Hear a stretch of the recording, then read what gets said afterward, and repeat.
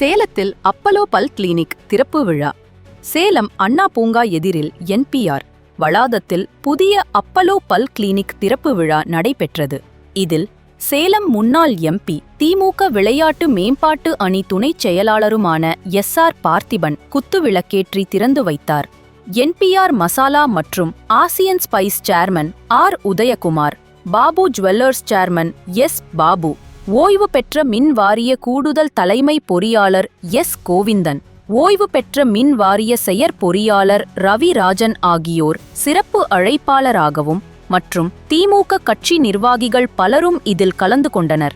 இந்த அப்பலோ பல் கிளினிக் சிறப்பு விழாவிற்கு வருகை புரிந்தவர்களை engineer R. Nalina, engineer K. Thanigai Arul, Vijaya Thandayuthapani ஆகியோர் வரவேற்றனர்.